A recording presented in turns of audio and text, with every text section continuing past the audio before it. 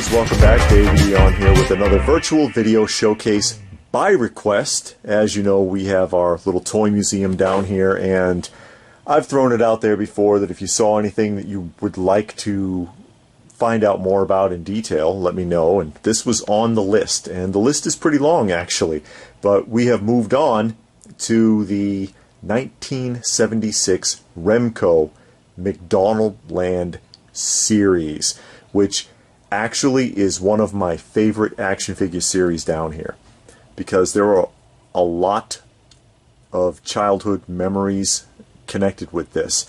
When I was growing up, McDonaldland, McDonald's was the place to be. It was very child oriented, very geared towards children. It's not anymore. They moved away from that a long time ago.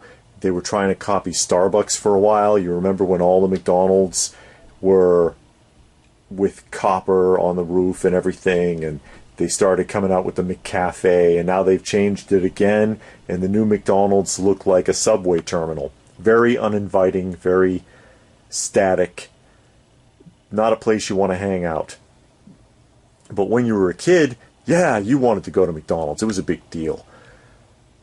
I didn't go very often, hardly ever, but the illusion was there. The commercials were great, the characters were interesting, and these are the primary characters. Made by Remco in 1976, and this is the complete set. 1 playset and 7 action figures, which are essentially 12th scale, roughly. They range in size from 6 inches all the way up to about 8, I want to say. Ronald being the tallest one, and we can go ahead and measure him here really quickly.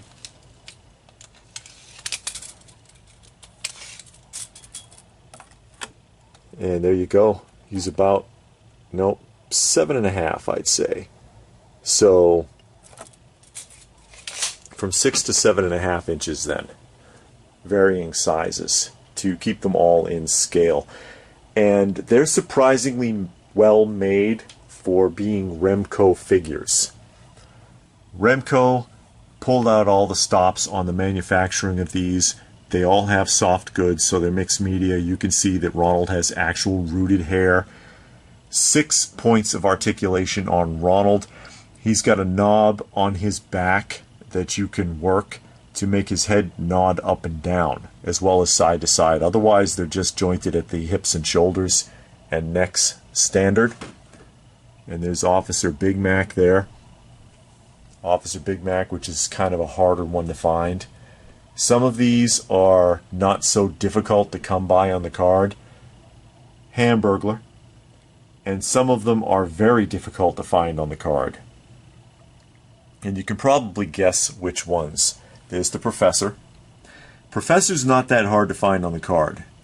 And most likely because who wants to play with an action figure of a little old man? Basically. Captain Crook.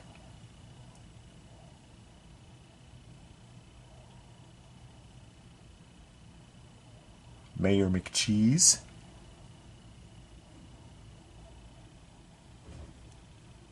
With his glasses there. And then the Grimace. Second version of Grimace, of course, because the original Grimace had 4 arms, and they had discovered that that was kind of freaking kids out a little bit. So they went with a 2-armed version. And he's all flocked. He's all fuzzy. You can find these usually loose. On the card, it's a lot more difficult, like I was saying. Ronald being probably the most common one on the card, followed by the Professor, and then Hamburglar,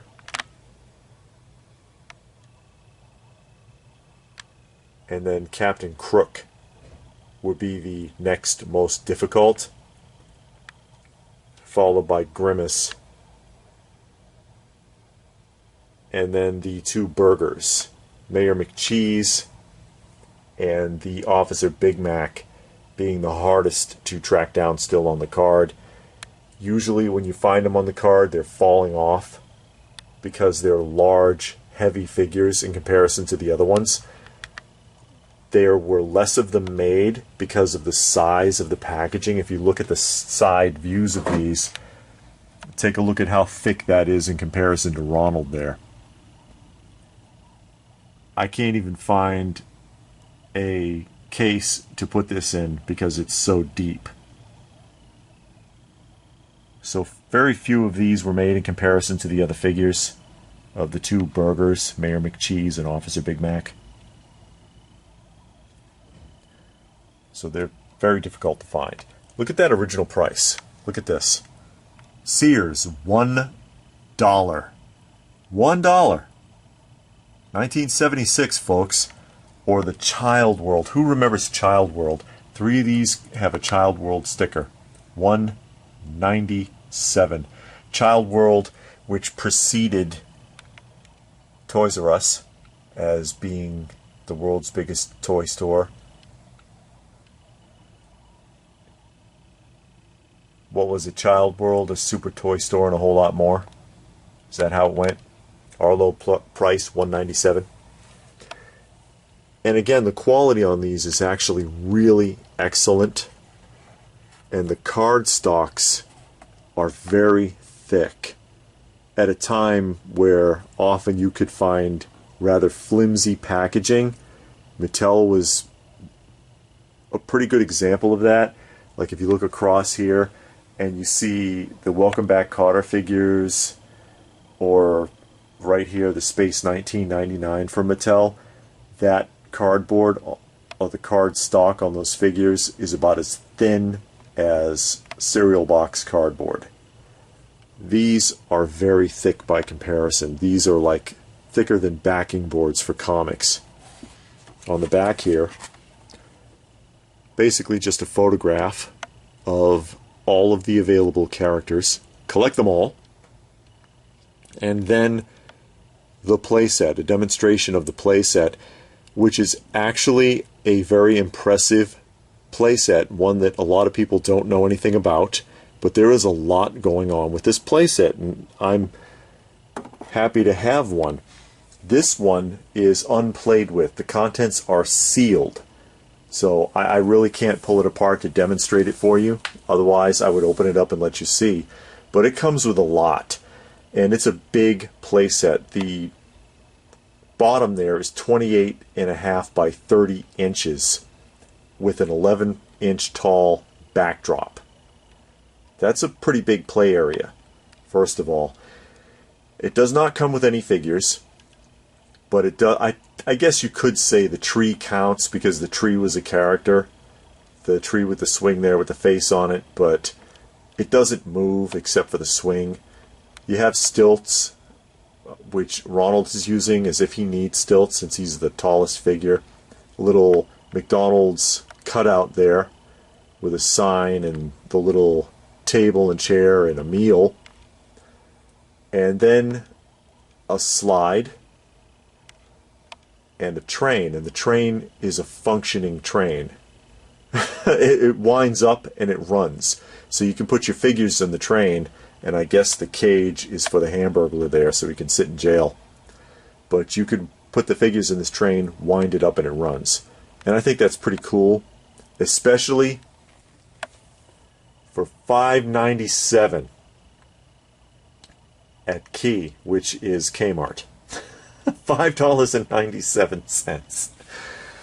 And this playset, you can find the playset, but usually it's the box is open and it's in pretty rough shape and all the parts are played with and sometimes the parts are missing. To find one like this complete and sealed up is extremely difficult, and it took me many years to track one down.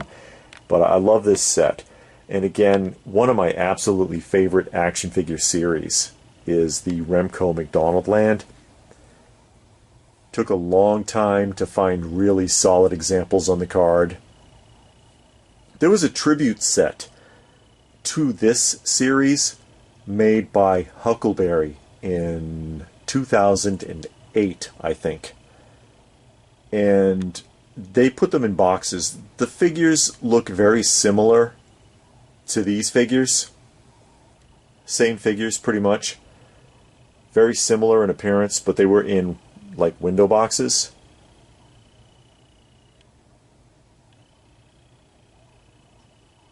And they had a couple of carded versions that were like SDCC exclusives or something. And I think they made like a 12-inch Grimace. Couple of different things. I don't have any of the Huckleberries. I would probably be interested in them if I came across the set for like a pretty decent price. Just as an addition to what I already have here. But still, this set stands out a lot for me. Again, one of my favorites. And you already know where I'm going to go right here.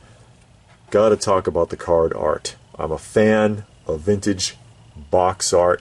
Back in the day, they really knew how to catch your eye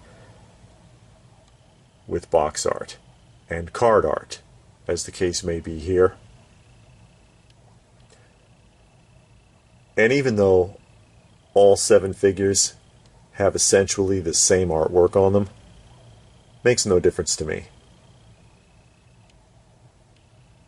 I really like that. I like that card art.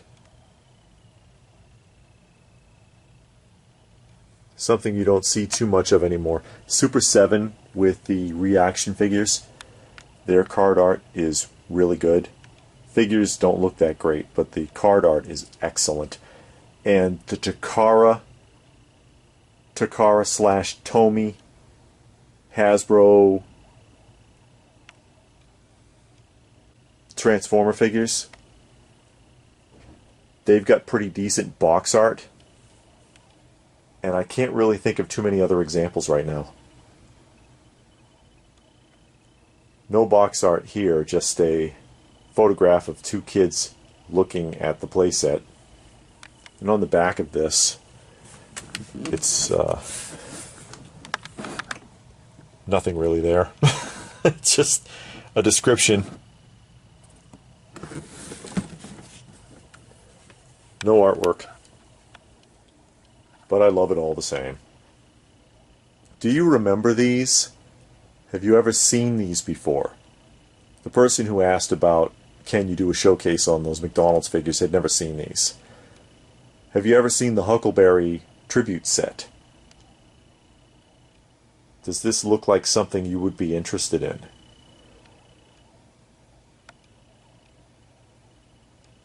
Personally, I don't think they sell for too terribly much. They are rare. They are rare. They can be very difficult to find, especially on the card. But I don't think the prices are so outrageous, especially for being from 1976, that to work on completing a set of these, especially since there's only 7 of them, that it would be outside of the average person's reach. Let me know what your thoughts are. Tell me in the comments section down below, do you like these? Is this something that you would go after? Did you have these? Let us know in the comments section down below. Please do give the video a thumbs up if you got something out of it. I hope you did. Share it if you can. Subscribe if you knew all that good stuff. Check out some of the other videos. I've got a lot of vintage showcases. I've got modern unboxings, collector and toy industry discussions that myself and my lovely wife LPH do on the channel. I show vintage commercials, weekly roundups. We get a lot going on this channel. A little something for everybody. You may find something you like. Sometimes comic book stuff, I don't do that too often. I could try to do a little more if anyone's interested.